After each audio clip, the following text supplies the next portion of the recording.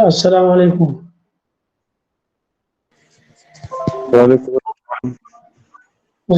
Have you any question regarding last lecture? Or any question about assignment?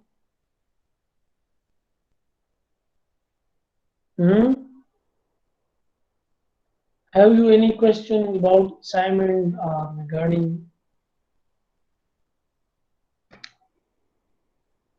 शाबाश नहीं है? अच्छा अच्छा, अब हमने क्या करना है? न्यूरल नेटवर्क को रिप्रेजेंट करना है, और चूंकि न्यूरल नेटवर्क आपके पास बेस करता है नॉन लीनियर हाइपोथेसिस पे। नॉन लीनियर आपको पता है कि एक डेटा है जिसको आप सिंपल लीनियर लाइन से सेपरेट कर सकते हैं, लेकिन बाज डेटा का अकरेंस इस तरह होता है, उसमें डिफरेंट कैटेगरीज इस तरह लाई करते हैं कि उसको आप सिंपल लाइन से अलग नहीं कर सकते। ठीक है, तो उसके लिए फिर आपको नॉन लीनियर अप्रोच जो है वो क्या करना पड़ता है, वो आपको अडॉप्ट करना पड़ता है। ठीक है, तो जिस तरह ये आप देख लें, ये आपके पास एक नॉन लीनियर क्लासिफिकेशन है। ठीक है, और इसमें सपोज यहाँ पे देखें 100 फीचर है आपके पास। ठीक है, और इसी डेटा को आप इस तरह की लाइन से आप इसको अलग कर सकते हैं। देखिए, ये देखिए,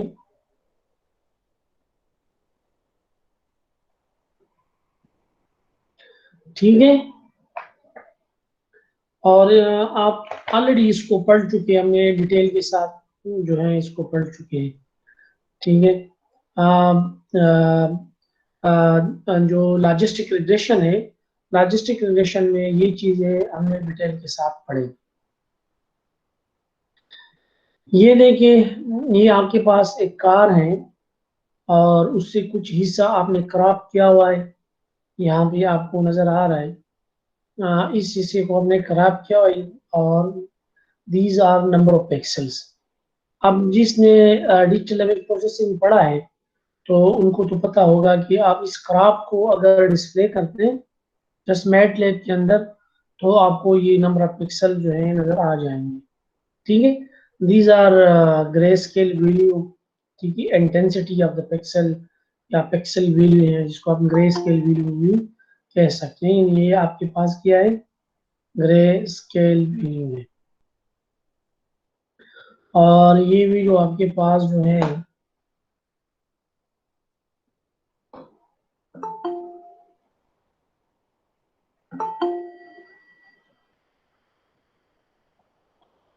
ठीक है, और ये आपके पास 0 और 255 के रेंज में होते हैं।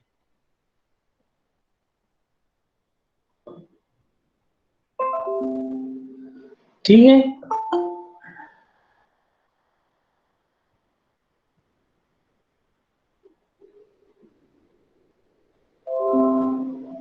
अच्छा, अब देखिए हमने क्या करना है। लेट्स सपोज हमने मशीन को ट्रेन करना है, तो हमने इस तरह के या तो पिक्सेल्स वैल्यू को हमने उठाना है, या इसी इमेज को पे एक मैथमेटिकल फार्मूला या एक फार्मूला अप्लाई कर हम करेंगे, जिसको हम फीचर डिस्क्रिप्टर भी कहते हैं।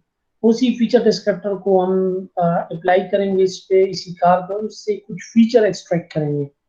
क्योंकि रॉ पिक्सल जो रॉ इंफॉर्मेशन है, इस तरह की पिक्सल इंफॉर्मेशन ज्यादा मीनिंगफुल नहीं होते। ठीक है, और लेकिन ये आप जो फीचर डिस्क्रिप्टर आप अप्लाई करते हैं, तो आप इन्हीं इंफॉर्मेशन भी अप्लाई करते हैं जो आपको नजर आ रहा है, यानी पिक्सल्स इंफॉर्मेशन।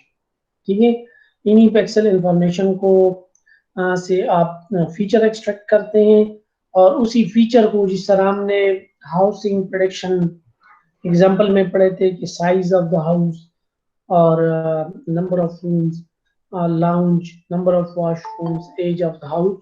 तो इस तरह के फीचर्स होते हैं। तो लेकिन यहाँ पे हम फीचर डिस्क्रिप्टर अप्लाई करते हैं, बहुत सारे फीचर डिस्क्रिप्टर हैं। इसको हम शेप डिस्क्रिप्टर भी कहते हैं,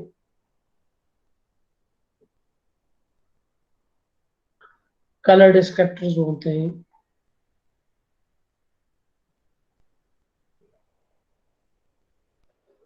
इसके अलावा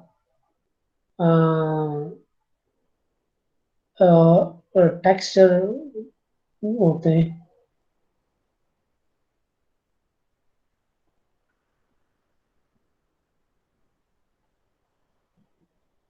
बहुत सारे फीचर डिस्क्रिप्टर होते हैं, ठीक है। और वो फीचर डिस्क्रिप्टर्स हम अप्लाई करते हैं और हम फीचर एक्सट्रैक्ट करते हैं, हम हमें एक फीचर वेक्टर जो है वो मिल जाता है, ठीक है। और उसी फीचर वेक्टर को फिर हम क्या करते हैं, फीड करते हैं न्यूरल नेटवर्क में।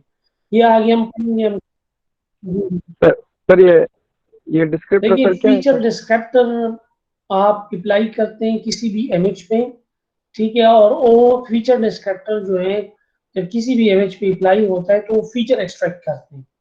फीचर डिस्क्रिप्टर बहुत सारे फीचर शेप डिस्क्रिप्टर होते हैं। यानी अगर आप शेप डिस्क्रिप्टर को अप्लाई करते हैं इमेज पे तो आपके लिए शेप्स रिलेटेड फीचर निकालते हैं। जिस तरह आपके पास एरिया हो गया, ठीक है, एरिया भी आपके पास एक फीचर है ना। और सर्कुलरिटी, सर्कुलरिटी के अलावा सेंट्रॉइड, सर्कुलरिटी 1 2, सरकमफेरेंस, इस तरह के जो ज्योमेट्रिकल शेप्स को डिस्क्राइब करता है या शेप को डिस्क्राइब करता है। तो इस तरह के डिस्क्रिप्टर को आप शेप डिस्क्रिप्टर कहते हैं। कलर डिस्क्रिप्टर वो होते हैं जो कलर इंफॉर्मेशन एक्सट्रैक्ट कर रहे हैं, ठीक है। जिसमें RGB आपके पास एक कलर मॉडल है, इस तरह HCI या HCV आपके पास एक कलर मॉडल है, YIQ आपके पास एक कलर मॉडल है, ठीक है। तो इस तरह के फीचर डिस्क्रिप्टर आप अप्लाई करते हो, कलर इंफॉर्मेशन, कलर हिस्टोग्राम वगैरह, ठीक है। इस तरह के जो फीचर वेक्टर है वो आपको क्या करते हैं, रिटर्न करते हैं या कैलकुलेट करते हैं आपके लिए, ठीक है। तो फिर ये फीचर डिस्क्रिप्टर आपके पास एक मैथ फार्मूलेशन है या एक मैथमेटिकल फार्मूला है जो आप किसी भी इमेज पे या डेटा पे अप्लाई करते हैं और वो आपके लिए एक फीचर वेक्टर जो है उससे जनरेट करता है। तो एक्चुअल डेटा से साइज में बहुत कम होता है। क्योंकि अब अगर लेट सपोज आप किसी कार का इमेज ले ले, लेट सपोज अगर इसका साइज आपके पास है 256 बाई 256, तो इसको मल्टीप्लाई करके क्या आता है आपके पास, 1024 आता है, ठीक है। तो अब देखिए ये 1024 जो है 10 1024, ठीक है। तो ये तो ना 1024 नहीं आता, ज्यादा आता है। लेट सपोज हम एक छोटा सा इमेज लेता हूँ जो कैलकुलेशन 100 बाई 100 इमेज लेते हैं। तो 100 बाई 100 को जब आप अप्लाई करते हैं तो क्या आता है, 10,000 फीचर्स पिक्सल्स आते हैं। अब 10,000 पिक्सल को तो आप किसी भी नेटवर्क में जिसका इनपुट लेयर जो है जिसमें 10,000 नोड हो, या हम जिस तरह कहते हैं कि X1 plus X2 up to X 10,000, तो मेरे ख्याल में this is not a good decision, ठीक है। कि आप जो है रॉ पिक्सल इंफॉर्मेशन को किसी नेटवर्क के अंदर फीड करते हैं या किसी मशीन लर्निंग एल्गोरिथम के अंदर। तो फिर हम क्या करते हैं, हम इस 10 बाई 100 इमेज जो बहुत छोटा है, ये तो बहुत छोटा इमेज है। यूजुअली हमारे पास इमेज का साइज 256 होता है या 500 बाई 500 होता है।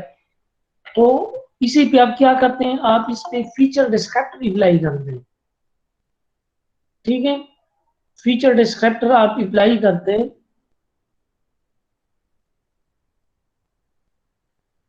और आपके लिए एक फीचर वेक्टर जनरेट करता है।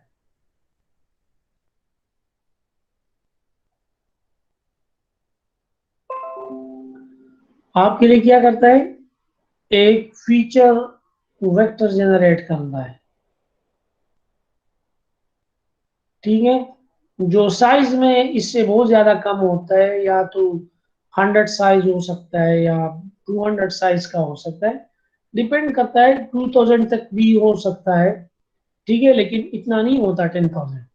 ठीक है, 10,000 तो बहुत ज्यादा है, ये 2000 भी मैंने आपको ज्यादा कहा। ठीक है, तो आप इस पे फीचर डिस्क्रिप्टर अप्लाई करते हैं, क्योंकि वो आपके लिए मीनिंगफुल फीचर जो है वो एक्सट्रैक्ट करते हैं, और आपने जब मशीन को ट्रेन करना होता है तो आप फीचर पे ट्रेन करते हैं, डायरेक्टली इस तरह इमेज पे ट्रेन नहीं करते। लेट सपोज एक आपके पास है कंप्यूटर विजन में, आपके पास एक एल्गोरिथम है, या लेट सपोज आपने एक एल्गोरिथम बनाया है जो किसी भी इमेज के अंदर इमेज को डिटेक्ट करता है। ठीक है, कि this is car not a car, तो देखिए these are car images, these are not car images. तो इन दोनों कार्स के इमेजेस जो हैं आप मशीन लर्निंग एल्गोरिथम को दे देते हैं, वो इस पे ट्रेन होते हैं, और दोनों को आप लेबल करते हैं कि दिस इज कार, ठीक है, this is not a car, या दिस इज वन और दिस इज जीरो, इस तरह के लेबल्स आप दे देते हैं। तो उस पर क्या हो जाता है, ट्रेन हो जाता है, और फिर जब आप इसको कोई भी इमेज देते हैं तो फिर आपको बता देता है कि इसके अंदर कार है, तो आपको बता देता है कि कार इमेज, अगर यस इसके सर, अंदर ये कार कार्स नहीं है, जो है जिस तरह ये ये इमेज पॉजिटिव हो गया। सैंपल है और ये not a car negative samples है, इस पे ट्रेन होता है। देखिए, ये कंप्लीट इख्तियार तो आपके पास है, ठीक है ना। आप इसको वन कर देते हैं और इसको जीरो कर देते हैं, या इसको जीरो लेवल करते हैं, इसको वन कर देते हैं, ठीक है ना। ये तो आपको मशीन को जिस तरह बताएंगे तो मशीन उसी तरह ट्रेन होगा। अगर आपने जीरो बताया कि जीरो कार है, तो फिर जब आप कार देंगे तो आपको जीरो आउटपुट देगा, ठीक है, लेबल देगा। अगर आप वन कार को वन से लेबल करेंगे तो फिर आपको वन देगा। तो ये नेगेटिव और पॉजिटिव का कोई इस तरह नहीं है जिस तरह आप कह रहे हैं, ठीक है। समझ रहे हैं मेरी बात को? ठीक है। Yes sir, yes sir. हाँ, तो ये देख लें, ये कोई लर्निंग एल्गोरिथम है जिसको आपने डेटा इस तरह की प्लॉट किया हुआ है। Simple visualization, these are car feature, these are not car feature, yeah, these are car feature vector, car feature vector, and this is not a car feature vector। ठीक है, इस तरह का डेटा है, तो आप क्या करते हैं, इस डेटा को आपने क्लासिफाई किया है on the basis of some pixels information. ये पिक्सल आपने बहुत डिफरेंट जगह से आपने एक्सट्रैक्ट की हुए, तो ये डिफरेंट जगहों से जो आप फीचर पिक्सल एक्सट्रैक्ट करते हैं, तो ये एक्चुअली आपका जो फीचर डिस्क्रिप्टर होता है, वो कुछ इंफॉर्मेशन, कुछ इस तरह की मीनिंगफुल इंफॉर्मेशन कलेक्ट करते हैं डिफरेंट जगहों से। ठीक है, जिस तरह मैं आपको कहूँगा हिस्टोग्राम है, HOG histogram, histogram oriented gradient, ठीक है, जिसको हम कहते हैं HOG। ठीक है, हिस्टोग्राम ओरिएंटेड ग्रेडियंट, तो क्या करता है, वो भी एक हिस्टोग्राम बनाता है, और उससे पहले आप ग्रेडियंट अप्लाई करते हैं, वो तो कुछ एजेस जो है वो डिटेक्ट करते हैं, इस तरह के edges, vertical edges, diagonal edges, ठीक है, horizontal, vertical edges, horizontal edges. तो इस तरह के एजेस जो हैं, बहुत सारे एजेस जो हैं वो डिफरेंट फॉर्म में, ठीक है, वो कलेक्ट करते हैं, कैलकुलेट करते हैं, और फिर आप उसका हिस्टोग्राम बनाते हैं, इस तरह के, इस तरह हिस्टोग्राम बनाते हैं। लेट सपोज ये एज रिप्रेजेंटेड बाय 1, 2, 3 एंड 4, और ये नंबर रिप्रेजेंट करता है, लेट सपोज ये नंबर है, ठीक है। तो आप कहते हैं कि ये एजेस, लेट सपोज ये 1 है, ये 2 है, ये 3 है, और ये 4 है। तो आप कहते हैं ये 1 नंबर एजेस आपके पास जो है इतने मकदार में है, ठीक है, लेट सपोज 50 है। ये इमेजेस आपके पास जो है 75 है, ये आपके पास 60 है, ठीक है, और ये एजेस जो है आपके पास 200 है, ठीक है। तो इस तरह का हिस्टोग्राम आप कैलकुलेट करते हैं, तो एक्चुअली ये आपके पास एक वेक्टर होता है इस तरह,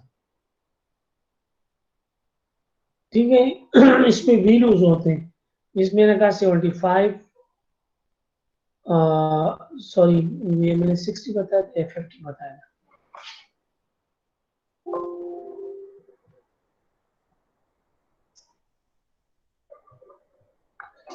आप कहते हैं कि ये 50 है, ये 75 है, ये 60 है, और ये आपके पास 100 है। ठीक है, तो ये आपके पास एक फीचर वेक्टर बन गया। इस तरह हर एक सैंपल के लिए आप इस तरह का एक फीचर वेक्टर जो है वो डेवलप करते हैं। HUG का साइज जो है वो तकरीबन 2000 तक या 1000 तक होता है। तो मैं आपके लिए सिंपल एक मिसाल दे रहा हूँ, समझ आई आपको? तो ये इनकी जो फीचर वेक्टर है या सैम्पलिंग है वो यहाँ पे है। ठीक है, ये कार है, this is not a car, this is 1 and this is 0। मतलब है कि या तो इस तरह इसको आप अलग कर देते हैं। ठीक है, तो अगर आप इसको, ये लीनियर इंफॉर्मेशन आप यूज कर रहे हैं, लॉजिस्टिक रिग्रेशन जो क्लासिफिकेशन करता है।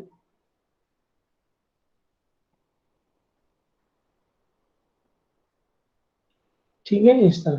तो अगर यहाँ पे लेट सपोज आता है तो आपके पास कार होगा, अगर यहाँ पे आते हैं तो आपके पास नॉट अ कार। ठीक है। अच्छा, खैर ये आहिस्ता आहिस्ता क्लियर हो जाएगा, ये डोंट वरी। अभी तो सिर्फ आपको बता देते हैं कि इस तरह मशीन लर्निंग एल्गोरिथम। ठीक है, इस तरह के बहुत सारे वही बात जो मैं आपको पहले कर रहा था कि लेट्स सपोज आपके पास एक इमेज है 50x50, तो ये टोटल आपके पास कितने होंगे? 2500 पिक्सल्स होंगे। और अगर ये आपके पास कलर इमेजेस हैं तो फिर आपके पास कलर इमेजेस में 3 चैनल होते हैं, बिल्कुल इस तरह RGB।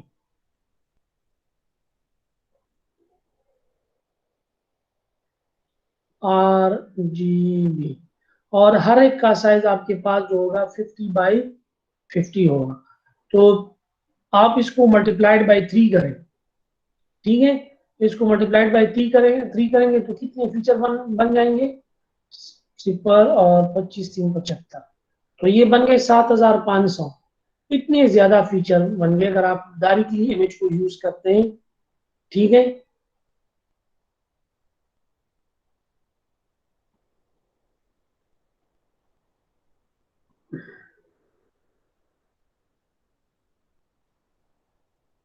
ठीक है। अगर आप इसको क्वाड्रेटिक में कन्वर्ट कर देते हैं, ठीक है, क्वाड्रेटिक फीचर में कन्वर्ट कर देते हैं, जिस तरह हमने पोलिनोमियल फीचर कहा था कि कुछ इमेजेस को आप इस तरह x1 मल्टीप्लाइड बाई x2 है, या आप क्या करते हैं x1 का स्क्वायर लेते हैं। अगर आप फीचर्स को अगमेंट करना चाहते हैं, ज्यादा करना चाहते हैं, अब अगर आप इस पे क्वाड्रेटिक फीचर या पोलिनोमियल फीचर टेक्निक भी अप्लाई करें तो ये तकरीबन 3 मिलियन तक फीचर्स बन जाते हैं। ठीक है, अब इतने फीचर्स को आप अगर प्रोसेस करते हैं तो ये बहुत ज्यादा जो है एक बहुत ज्यादा हैवी है। ठीक है, और इस तरह के फीचर से अक्सर मशीन जो है वो ओवरफिट हो जाता है, वो आपको सही प्रोडक्शन नहीं देगा। ठीक है, यानी अगर आप इसको ट्रेन भी करते हैं लेकिन आपका जो सिस्टम होता है, आपका जो एल्गोरिथम होता है वो ओवरफिट होता है, वो आपको जो रिक्वायर्ड रिजल्ट होता है वो रिक्वायर्ड रिजल्ट नहीं मिलता। अच्छा, यहाँ पे कुछ एग्जांपल्स हैं कि मशीन लर्निंग जो है, how does it inspire from human nervous system या न्यूरॉन्स या ब्रेन, किस तरह की वहां से इंस्पायर्ड है, या किसी तरह जो है आप ह्यूमन ब्रेन को या ह्यूमन के जो न्यूरॉन्स है किस तरह यू आर गोइंग टू या you will replicate it into neural network. ठीक है, तो कुछ उसका कुछ स्ट्रक्चर पढ़ लेते हैं या कुछ एग्जांपल्स पढ़ लेते हैं, और फिर उसके बाद हम अपने न्यूरल नेटवर्क की तरफ आ जाते हैं कि हम अपने न्यूरल नेटवर्क को किस तरह डिजाइन करेंगे और वो किस तरह काम करेगा। ठीक है, तो ये सिर्फ आपको कुछ एग्जांपल थे, आपके जहन में कुछ शुबहात और कंफ्यूजन जो है डालना था कि आप इस पे सोचना स्टार्ट करें, अब उसकी सोल्यूशन की तरफ आप आएंगे फिर कि हमने इसको किस तरह सॉल्व करना है, इन प्रॉब्लम्स को। ठीक है, ये देखिए ये ह्यूमन का जो है ये एक ऑडिटरी कॉर्टेक्स है, इसको ऑडिटरी कॉर्टेक्स कहते हैं और इसको विजुअल कॉर्टेक्स कहते हैं।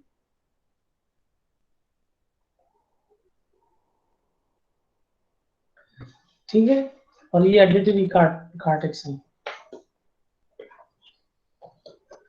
तो डिफरेंट सेंस है ना, ठीक है, कि ये सेंस जो है किस तरह काम करते हैं, ठीक है, और ये जो न्यूरल नेटवर्क है ये किस तरह जो है इंस्पायर्ड है ह्यूमन के नर्वस सिस्टम से, या जो कोऑर्डिनेशन सिस्टम है ह्यूमन का उससे किस तरह इंस्पायर्ड है। और एक चीज ये भी है कि यहाँ पे अगर आप देख ले आप किस तरह लर्निंग करते हैं, ठीक है, आप देखते आप आंखों से चीजें देखते हैं और कान से सुनते हैं, ठीक है, तो आप चीजों को लर्न करते हैं, आप फिर बोलना सीखते हैं। अगर आपका जो ये सिस्टम अगर आपका काम नहीं करेगा, ऑडिटरी कॉर्टेक्स लेट्स सपोज आपका काम नहीं करता, आपने वो ऐसे बंदे देखे होंगे जो गूंगे होते हैं, जो वो बोल नहीं सकते, अगरचे उनको अगर आप इस तरह देख ले तो फिजिकली वो बिल्कुल फिट नजर आता है, लेकिन अगर आप फिर आप उनसे बात करने की कोशिश करें तो फिर वो बोल नहीं सकता, अगरचे वो देखने में बहुत ज्यादा आपको फिजिकली बिल्कुल फिट नजर आता है। कुछ लोग तो इस तरह होते हैं कि वो फिजिकली भी एबनॉर्मल लगते हैं, तो उससे आपको अंदाजा हो सकते हैं होता है, लेकिन बहुत सारे लोग इस तरह होते हैं कि वो फिजिकली फिट होते हैं लेकिन वो बोल नहीं सकते। वो एक्चुअल मसला उनकी ऑडिटरी कॉर्टेक्स का होता है कि वो काम नहीं करता। ठीक है, तो वो जो कि कुछ सुनता नहीं है, तो फिर वो चीजों को किस तरह रिकॉग्नाइज करेगा या लेबल करेगा। ठीक है, लेट्स सपोज आप कहते हैं कि बच्चे के सामने आप कहते हैं कि दिस इज अ ग्लास, ठीक है, तो आप मतलब कि बार बार देखते हैं कि ग्लास लेके आओ या ग्लास में पानी लेके आओ, तो ग्लास में वो बच्चा जो है वो देख लेता है, ठीक है, कि ये आपकी ये ग्लास है, जिसको ग्लास कहता है, वो इस टेक्निक के जरिए लर्निंग करता है। आपके पास टू टाइप के लर्निंग होते हैं, ये खैर अलग है, this is not in scope of this subject, लेकिन जो थोड़ा बहुत आपको हिंट्स दे देता हूँ। एक को आप कहते हैं व्हाइट बॉक्स लर्निंग,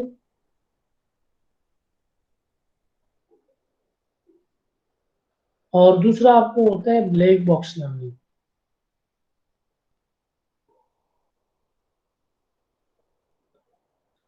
ठीक है, जिस तरह आप सॉफ्टवेयर इंजीनियरिंग में पढ़ते थे व्हाइट बॉक्स टेस्टिंग और ब्लैक बॉक्स टेस्टिंग।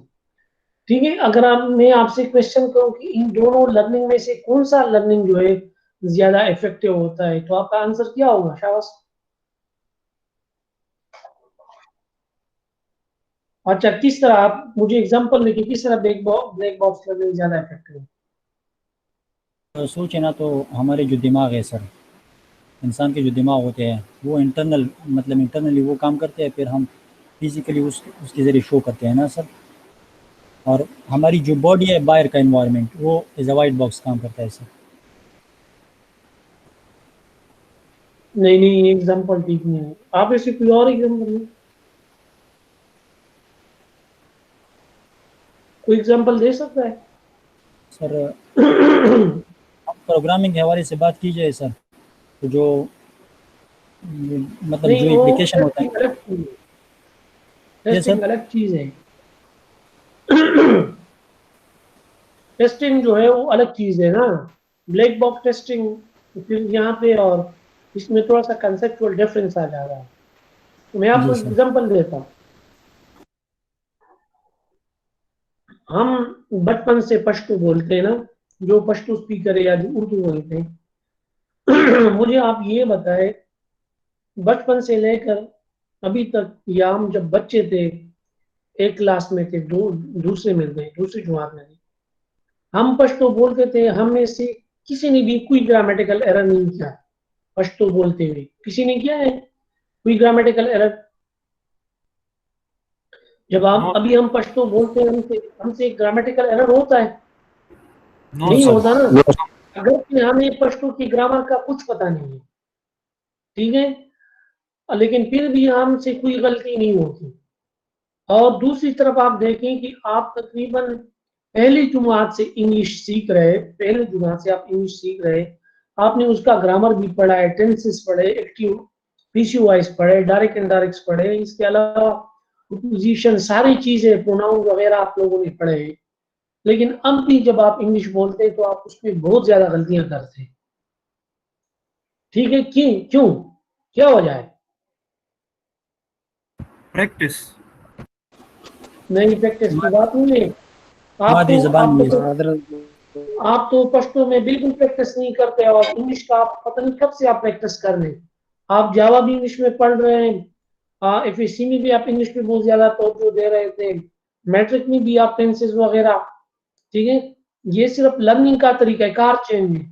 एक है ब्लैक बॉक्स लर्निंग और दूसरा है व्हाइट बॉक्स लर्निंग। एक होता है सिर्फ आप इनपुट देखते हैं, आउटपुट देखते हैं और आप चीज को सीख लेते हैं। ठीक है, आप ये नहीं देखते कि इसमें इसका ग्रामेटिकल स्ट्रक्चर क्या है, इसमें वर्ब क्या है, नाउन क्या है। ठीक है, आप सिर्फ उसी चीज को लर्न कर लेते हैं कि आपके सामने जो बोला जाता है उस पर आप सीख लेते हैं। इसका जो इंटरनल स्ट्रक्चर है इस ग्रामर का या सेंटेंस का, उसको ना आपने पढ़ा है और ना कभी आपने इस पर तवज्जो दी है। ठीक है, तो इस तरह लर्निंग को ब्लैक बॉक्स लर्निंग कहते हैं, और ये बहुत ज्यादा इफेक्टिव होता है। इसमें आप फिर एरर नहीं कर रहे। इसकी मिसाल में आपको एक और भी सलाह दे सकता हूँ कि एक बंदा होता है, वो अमेरिका चला जाता है और एक इलिटरेट बंदा है। ठीक है, ड्राइवर वहां टैक्सी चलाता है। 1 साल बाद वो पर इंग्लिश बोल लेता है। ठीक है, और इंग्लिश में वो गलतियां भी नहीं करता, उसका एक्सेंट भी बिल्कुल उस तरह हो जाता है। उसकी वजह क्या होता है? क्योंकि वहां पे वो ब्लैक बॉक्स अप्रोच के जरिए लर्निंग करता है।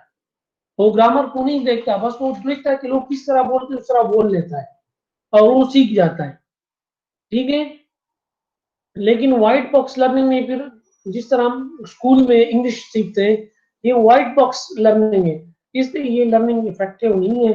जब भी हम इंग्लिश बोल लेते हैं, ठीक है, तो हम गलतियां कर सकते हैं। हाँ, ये बात है कि आप इस तरह नहीं कह सकते कि चलो व्हाइट बॉक्स लर्निंग को छोड़ दे और ब्लैक बॉक्स लर्निंग की तरफ आ जाए। फिर अगर आप उस टैक्सी ड्राइवर को आप कहें कि आप एक एप्लीकेशन लिख ले, तो फिर वो एप्लीकेशन नहीं लिख सकेगा और आप एप्लीकेशन फिर लिख सकते हैं। ठीक है, तो इस तरह एडवांटेज और डिसएडवांटेजेस होते हैं। लेकिन पश्तो में ये होता है, मतलब कि ब्लैक बॉक्स लर्निंग में ये होता है, बहुत ज्यादा इफेक्टिव होता है, मतलब स्ट्रांग होता है अगर आप कम्युनिकेशन की बात करें। ठीक है, तो ये लर्निंग जो है, जिस तरह आप ह्यूमन लर्निंग करता है, जिस तरह ये लर्निंग प्रोसेस को और इस लर्निंग अप्रोच को हम क्या करते हैं, हम रिप्लिकेट करते हैं मशीन में। ठीक है, या कोशिश हो रही है दुनिया भर में। आप देखते हैं कि हम अराउंड द वर्ल्ड जो है बहुत ज्यादा कोशिश हो रही है, लोग रोबोट्स बना रहे हैं, ह्यूमन सेंस को, ह्यूमन इंटेलिजेंस को मशीन के अंदर रिप्लिकेट करते हैं। तो अब हम इसी सब्जेक्ट में हमने ये पढ़ना है कि ये लर्निंग जो है हम मशीन के अंदर न्यूरल नेटवर्क के जरिए किस तरह रिप्लिकेट करते हैं।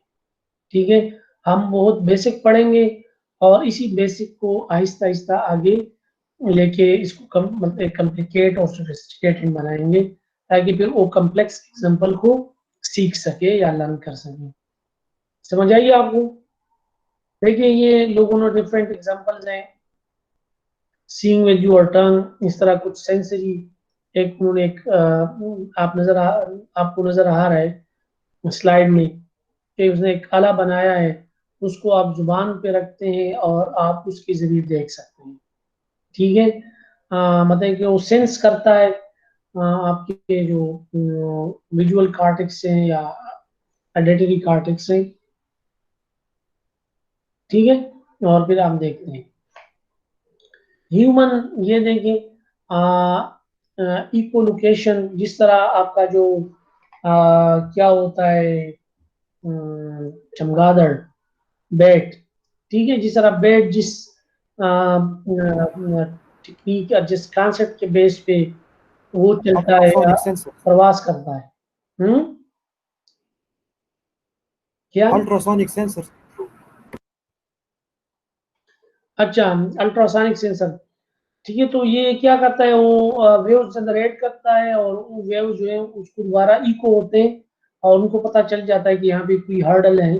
ठीक है, तो फिर वो अपना डायरेक्शन चेंज कर लेता है और सम टाइम जो है वो धोखा खा जाता है और वो हादसे का शिकार भी हो जाता है, ज्यादातर फैन, जो छत वाला फैन होता है उससे। ठीक है, हैप्टिक बेल्ट है, डायरेक्शन, ये भी आपको डायरेक्शन बता देता है। Implanting third I in a frog, ठीक है, ये भी एक कोशिश है कि उन्होंने इसके जो विजुअल कार्टेक्स से ये एक कैम होगा ना, आंख आंख आंख क्या होता है, एक कैमरा होता है जिसके जरिए आप देखते हैं। अब किस तरह आप देखते हैं, ये किस तरह इंफॉर्मेशन प्रोसेस होती है, ये अलग बात है। ठीक है, अच्छा अब हम आते हैं neural network representation, model representation. ठीक है, यहाँ से आपका जो है आगाज होता है।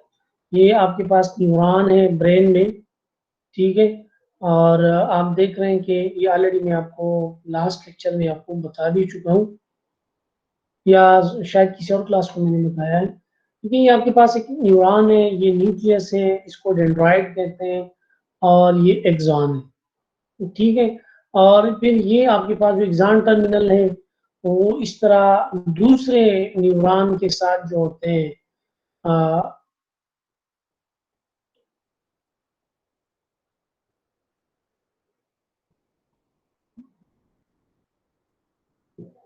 कनेक्टेड होते हैं। ठीक है, यानी यहाँ देखिए, यहाँ से इनपुट्स आते हैं, इनपुट्स, यहाँ से इनपुट्स आते हैं। ठीक है, और यहाँ से इनपुट्स आते हैं। जब इनपुट आता है, ठीक है, तो ये न्यूक्लियस जो है उसको प्रोसेस करता है, उसी को प्रोसेस करता है और एक सिग्नल जनरेट करता है, चाहे वो पॉजिटिव हो, चाहे नेगेटिव हो, चाहे जीरो हो, चाहे वन हो, लेकिन एक सिग्नल जनरेट करता है और सिग्नल ये आउटपुट आउटपुट इस एग्जाम के ऊपर ट्रेवल करता है और आगे जाके और न्यूरॉन के अंदर जो है इनपुट जो है वो रिसीव होता है। और इस एक न्यूरॉन के साथ जो है, इसी डेंड्राइट के साथ मोर देन वन न्यूरॉन जो है वो क्या होते हैं, कनेक्टेड होते हैं। इस न्यूरॉन के साथ क्या, मोर देन वन न्यूरॉन जो है क्या होते हैं, कनेक्टेड होते हैं। समझ आइए आपको? ठीक है, जिस तरह आप यहाँ पे देखते हैं, देखिए ये न्यूरॉन जो है इसी डेंड्राइट के जरिए इस न्यूरॉन के साथ कनेक्टेड है, और देखिए ये neuron more than one neuron के साथ, इसके साथ भी कनेक्टेड है और इसके साथ भी कनेक्टेड है। ठीक है, और ये देख ले, ये न्यूरॉन आगे जाके इसके साथ भी कनेक्टेड है, इसके साथ भी कनेक्टेड है।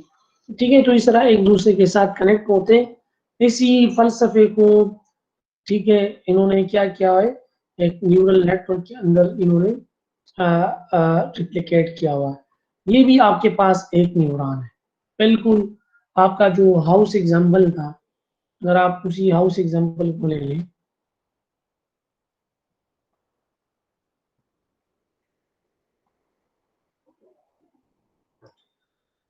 उसमें आपके पास हाइपोथेसिस था, अगर आपको याद है,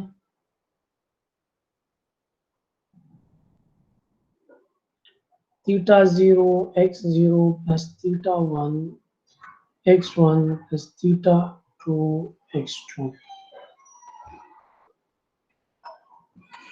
ठीक है, बिल्कुल इस तरह, या x2 प्लस x3।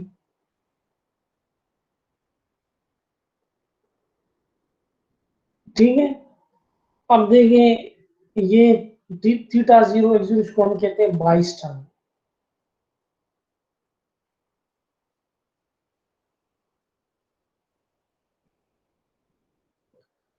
ये आपके पास है थीटा 0, थीटा 1, थीटा 2, और ये आपका हो गया थीटा 3, और ये आपके पास हाइपोथेसिस है आपका बराबर है 1 प्लस ई माइनस जेड। ठीक है, और ये यहाँ पे आगे z आपके पास किसके बराबर है, z बराबर है आपके पास वही theta 0 x0 plus theta 1 x1 up to theta 3 x3। देखिए ये x0 थीटा के साथ मल्टीप्लाई होता है, इसको हम कहेंगे यहाँ पे ये x1 थीटा 1 के साथ मल्टीप्लाई होता है, x2 थीटा 2 के साथ और सर x3 थीटा 3 के साथ मल्टीप्लाई होता है। ठीक है, और ये बिल्कुल आपके पास बराबर होता है, जिसको हम इस तरह ले g of z theta 0 x0 plus theta 1 x1 plus theta 2 x2 plus theta 3 x3, और ये आपके पास बराबर z है। ठीक है, तो आप इसको इस तरह भी लिख सकते हैं। ये आपके पास है एक न्यूरॉन। ठीक है, इस तरह हम इसको, जिस तरह मैंने आपको बताया कि एक न्यूरॉन दूसरे न्यूरॉन के साथ कनेक्टेड होता है और एक न्यूरॉन के साथ मल्टीपल न्यूरॉन भी कनेक्टेड होते हैं। ठीक है, आपको कोई मच्छर वगैरह काट लेता है, ठीक है, या मल्टीपल जगह पे आपको खारिश हो जाती है। ठीक है, तो किसी तरह आप देखते हैं ये न्यूरॉन होता है, किस तरह आपकी इस मैसेज को दिमाग तरफ पहुंचाता है और फिर वो आपको दिमाग आपको कहता है कि आपको आपको आपने इसके अगेंस्ट डिसीजन लेना है। ठीक है, तो बिल्कुल इस तरह अगर आप देख लें आपके पास एक न्यूरॉन है, इसको हमने रेप्लिकेट किया, अब इसको दीज आर मल्टीपल न्यूरॉन्स। ठीक है, ये आप अब अभी आपके पास एक से ज्यादा न्यूरॉन है और इसको बिल्कुल हम इस तरह मॉडल कर देते हैं। यहाँ पे भी आप देख लें कि चलो ये जो 22 टन है, 22 टन को मैं इसी कलर से जो है थोड़ा सा, जैसे आपका हो गया x0।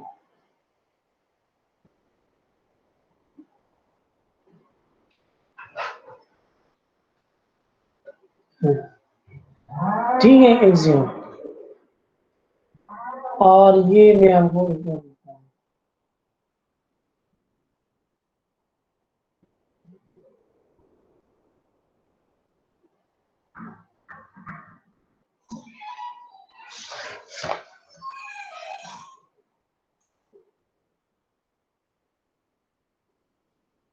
ठीक है, सॉरी ये थीटा थीटा 1 थीटा 0 a0, ये नोटेशंस खैर मैं आपको बता देता हूँ। एम का मतलब है एक्टिवेशन फंक्शन। ठीक है, ये आपके पास फर्स्ट लेयर है, ये सेकंड लेयर है और ये थर्ड लेयर है। 2 रिप्रेजेंट करता है सेकंड लेयर, तो यहाँ पे भी आप 2 लेंगे, और एक्टिवेशन 1 आपको रिप्रेजेंट करता है फर्स्ट नोड। ठीक है, सेकंड नोड, थर्ड नोड, इसी लेयर में नोड को रिप्रेजेंट करता है। ठीक है, और ये सुपरस्क्रिप्ट में आपके पास क्या है, ये लेयर को रिप्रेजेंट करता है। ठीक है, इस तरह इसको हम रिप्रेजेंट कर सकते हैं A3। सोचो कि आप इसमें एक ही नोड है, तो इसलिए ज्यादा नोड जो है यहाँ पे लिखने की क्या है जरूरत नहीं है।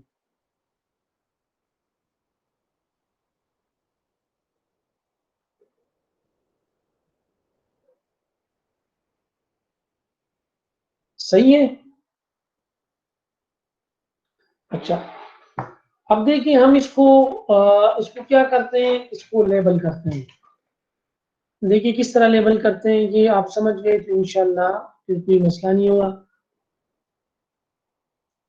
किसी एक न्यूरॉन को फिलहाल जो है हम लेबल करते हैं, यहाँ पे जो वेट्स आते हैं, देखिए इसी हम इसको कहते हैं थीटा नोटेशन, इस तरह देंगे 0 1, ये आपके पास है थीटा 1 1। ठीक है, ये आपके पास है थीटा 1 सॉरी 2 1, और ये आपके पास है थीटा 3 1, यानी 1 इनपुट से 1 की तरफ जा रहा है, 1 एक्टिवेशन फंक्शन की तरफ जा रहा है, दूसरा इनपुट है पहले एक्टिवेशन फंक्शन की तरफ जाए, तीसरा इनपुट है और फर्स्ट एक्टिवेशन फंक्शन की तरफ जा रहा है। तो ये आपका हो गया ए। देखिए अब यहाँ पे मैं लिख देता हूँ A 2 1 equal to G of Z 2 1, ठीक है। वेयर ये Z जो है Z 2 1 आपके पास बराबर है इसी को देंगे X, चलो यहाँ पे लिख लेते हैं तो थोड़ा आसान होगा।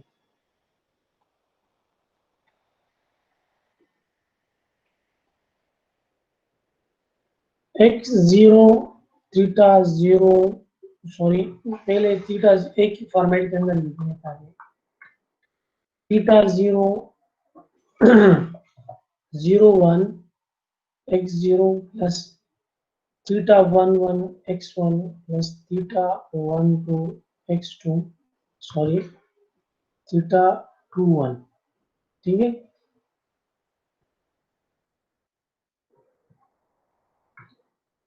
टू 1 X 2 प्लस थीटा 3 1 और X 3, ठीक है। अब देखिए इसको कर देते हैं, इसको और कलर देते हैं ताकि आपको आसानी हो।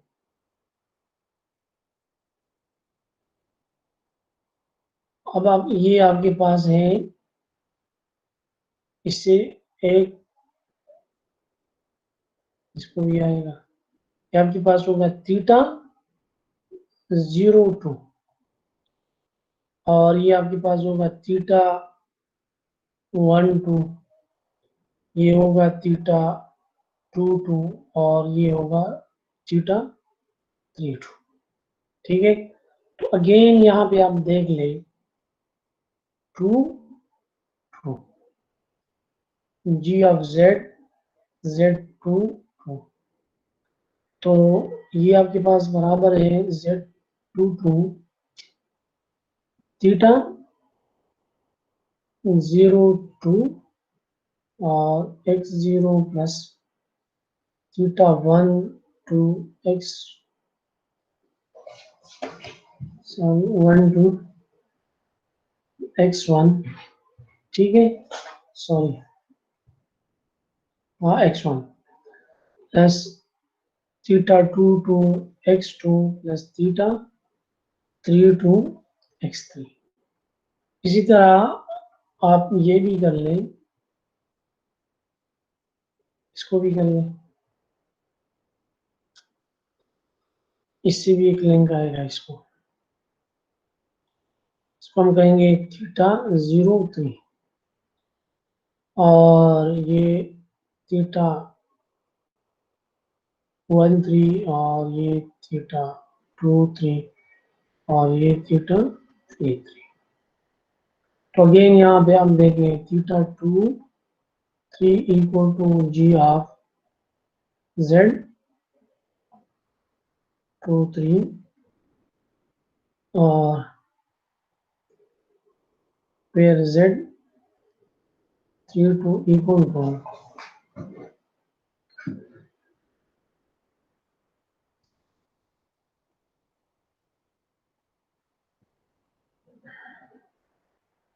theta 0 3 X 0 plus theta 1 3 X 1 plus theta 2 3 X 2 plus theta 3 3 X 3,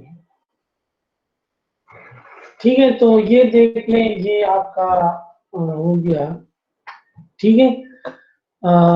इसी के लिए यानी ये जो आपका 3 एक्टिवेशन मोड है, इसके लिए आपका ये तीनों इक्वेशंस आ गए। ये इसको हम अगले स्लाइड पे मैं लिख देता हूँ दोबारा।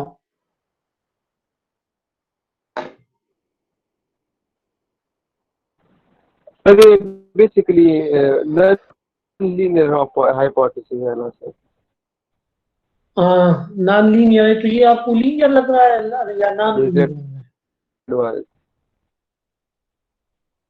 ना मुझे सिर्फ ये बताए कि सिर्फ सर लीनियर तो नहीं लग रहा। इसमें ये जो मैंने G ऑफ Z लिखा है G, तो G अगले स्लाइड पे मैंने आपको बता दिया कि G इक्वल टू 1 बाय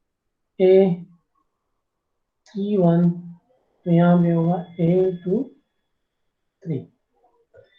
यानी यहाँ देख ले, इस आउटपुट देखिए, ये वेट जो है ये इसी एक्टिवेशन फंक्शन का जो भी आउटपुट होगा इससे मल्टीप्लाई होगा, ठीक है। तो इसलिए ये आपके पास जो है ये आता है, और ये आपके पास बराबर है Z31 का, ठीक है।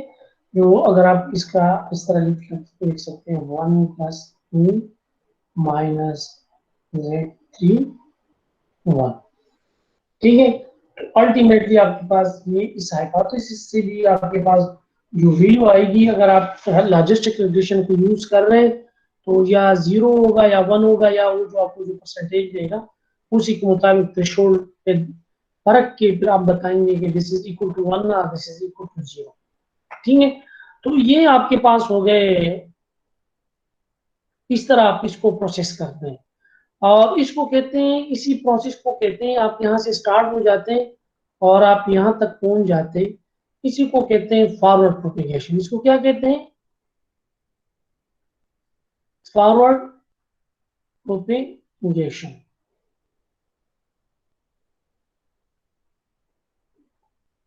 इसको कहते हैं फॉरवर्ड प्रोपेगेशन। समझ आई आपको? अच्छा, इसको मैं थोड़ा बहुत और भी सिंप्लीफाई कर देता हूँ आपके लिए। इसको मैट्रिक्स फॉर्म में लेके आते हैं, क्योंकि यहाँ पे वही सारा काम जो मैंने कर लिया यहाँ पे मौजूद है, ठीक है। अच्छा, अगर हम इसको जनरलाइज करना चाहते हैं, सिर्फ इसी को जनरलाइज करना चाहते हैं, देखिए अगर इससे आप ये हटा दें, पहले इससे ये हटा देते हैं,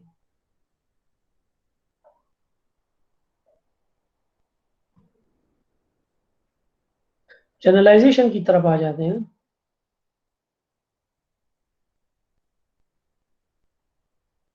तो देखिए ये तीनों इक्वेशन सेम है ना, सेम बन जाते हैं ना, बिल्कुल सेम बन जाते हैं।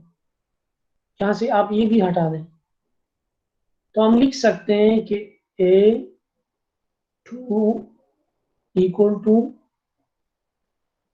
J ऑफ, सॉरी पहले मैंने ये डिफरेंस जो है ना, सिंपल डिफरेंस हटा दे, मतलब ये वाला, ये फर्स्ट वाला,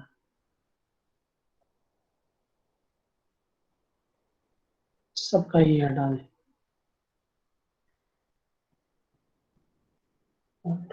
अच्छा, मैंने थोड़ा सा उल्टा किया था ना, ये 1 0 है और मैंने 0 1 लिखा था, लेकिन खैर सेम, ये कोई मसला नहीं है, ठीक है। हमने इस तरह लिखा था कि 0 1, ठीक है, और 1 1 और फिर 2 1, तो ये तो आप पे डिपेंड करता है, आप जिस तरह रिप्रेजेंट करना है, ठीक है। लेकिन आप ये जो डिफरेंस है, तो अगर मैं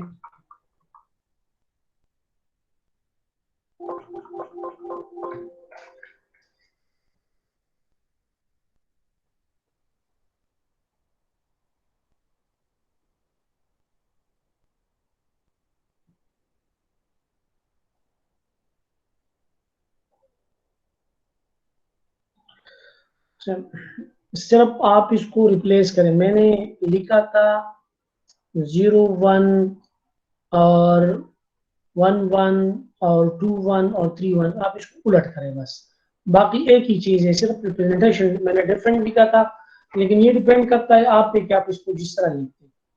पहले आप इसको ये जो डिफरेंट है ना, इसको आप हटा दें,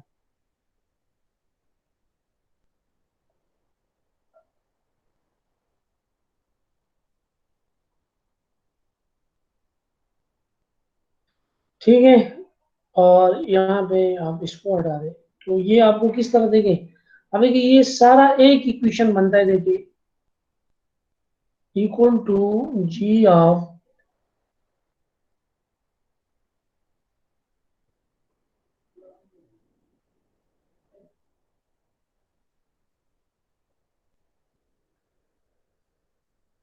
फिर मैं थोड़ा सा दोबारा ये सेम हटा दें, सेम, ये डिफरेंट वाला सेम, देखिए ये आपके पास इस तरह बन जाएगा, theta 0 x 0 plus theta 1x1 plus theta 2x2 and plus theta 3x3। ये तीनों इक्वेशन बिल्कुल इस तरह बन जाएंगे अगर आप ये डिफरेंट सेम हटा दें, सेम हटा दें, ठीक है, तो आपके पास ये आ जाएगा। देखिए कहने का मकसद सिर्फ यही है कि इस सारे फॉर्म को हम लिख सकते हैं थीटा ट्रांसपोज एक्स के फॉर्म में। बस मेरे कहने का मकसद यही है, हम इसको इस तरह लिख सकते हैं। मैं यहाँ पे एक टेबल बना देता हूँ, ऑलरेडी देखिए स्लाइड हमारे पास है, ये नहीं,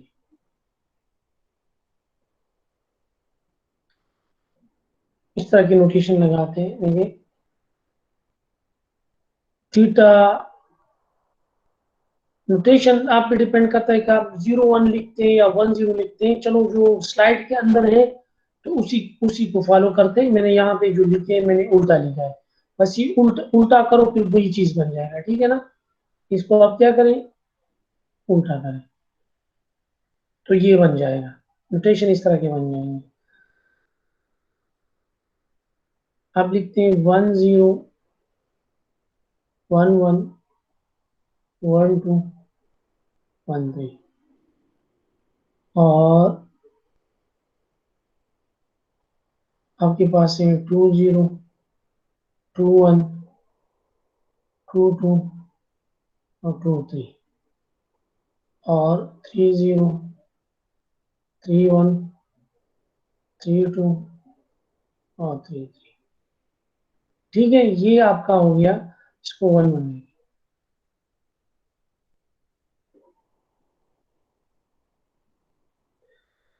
और ये आपका हो गया x0 x1 x2 और x3। अब आप दोनों को मल्टीप्लाई करें, अब दोनों को आप मल्टीप्लाई करें, ठीक है, तो आपके पास ये मैट्रिक्स आ जाएगा, ये जो हमें यहाँ पे नजर आ रहा है। ये तीनों इक्वेशंस आ जाएंगे ना, ठीक है, ये तीनों इक्वेशंस आपके पास आ सकते हैं अगर आप इसको इसी फॉर्म में लेंगे। तो इसको हम सिंपली थीटा 1 से रिप्रेजेंट करते हैं, ठीक है, और इसको सिंपल एक्स, ठीक है, तो इसको हम कहते हैं थीटा 1 ट्रांसपोज एक्स। और मैंने आपको ये ट्रांसपोज जो है ये सिर्फ किसके लिए, two set and for multiplication.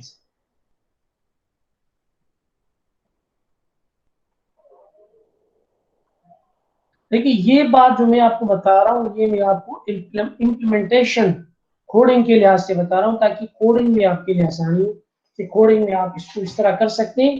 पहले आपके पास थीटा जो था वो सिर्फ थीटा 0 थीटा 1 और थीटा 2 था, लेकिन आपके पास थीटा का पूरा मैट्रिक्स है। क्योंकि यहाँ पे अगर आप देख लें, यहाँ पे तो ये आप देख लें इसको,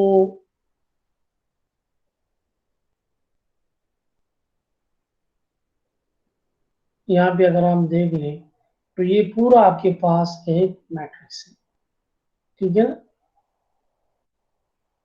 बहुत सारे नोड्स हैं आपके पास, ठीक है। अब अगर आप दूसरा ले लीजिए, ठीक है, तो इसको आप लिख सकते हैं थीटा 2 ट्रांसपोज A2, ठीक है। इसमें से आप ये जो है ये हटा दें सिंपली, ठीक है। और चूंकि आप देख रहे हैं कि यहाँ पे अगर आप देख लें तो यहाँ पे आपके पास ये 3 वेरिएबल है और एक थीटा 0 बिल्कुल उसी तरह जिस तरह हमने सिंपल रीडियंडेशन में जो था जो हाइपोथेसिस था, इसको बिल्कुल हम इस तरह लिख सकते हैं कि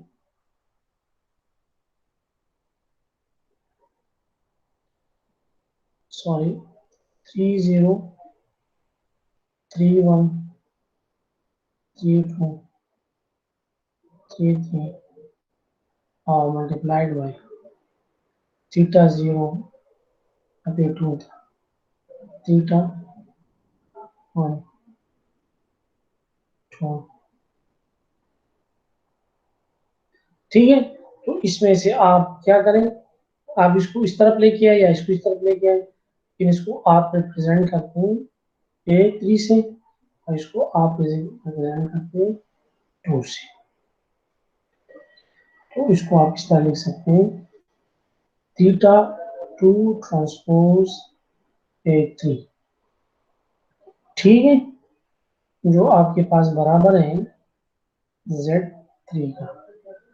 और फर्दर आप इसको, ये जो एक्टिवेशन नोड है, ये एक्टिवेशन नोड जो है ये आपके पास बराबर है 1 प्लस माइनस Z, ठीक है। ये तो ये एक जो है सिंपल मॉडल रिप्रेजेंटेशन है, और इसको हम कहते हैं फॉरवर्ड प्रोपेगेशन, ठीक है। इसको हम क्या कहते हैं, फॉरवर्ड प्रोपेगेशन कहते हैं। ये देखिए दोबारा हमने किया हुआ है, ठीक है। आप घर में जाके इस पे प्रैक्टिस कर लें और आप इसी को इम्प्लीमेंट कर लें, ठीक है। इसी चीज़ को आप इम्प्लीमेंट कर लें तो अगले क्लास में हम इंशाल्लाह फिर जो है कुछ एग्जांपल्स, इसी एग्जांपल्स को भी जो है आप पढ़े कि नॉन लीनियर क्लासिफिकेशन के एक्स और एक्सोनार गेट को हम किस तरह इम्प्लीमेंट करते हैं यूजिंग दिस न्यूरल नेटवर्क, ठीक है। तो डिफरेंट न्यूरल नेटवर्क मॉडल्स आप इसको पढ़ें, ठीक है। कल इंशाल्लाह इसको हम डिस्कस करेंगे। आज के लिए इतना काफ़ी है, ताकि आपको थोड़ा सा प्रैक्टिस करें इसी मॉडल में, ताकि आप इसको ज़हन नशीन करेंगे। तो कल फिर इंशाल्लाह जब हम बेक प्रोपेगेशन पढ़ेंगे तो आपको फिर इतना मसला नहीं होगा, सही है।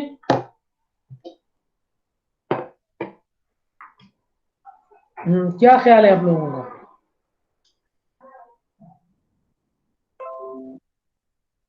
ठीक है सर। देखिए ये इसलिए कर रहा हूँ ताकि आप इस मॉडल को समझें, क्योंकि this is the basic of neural network and deep learning, ठीक है।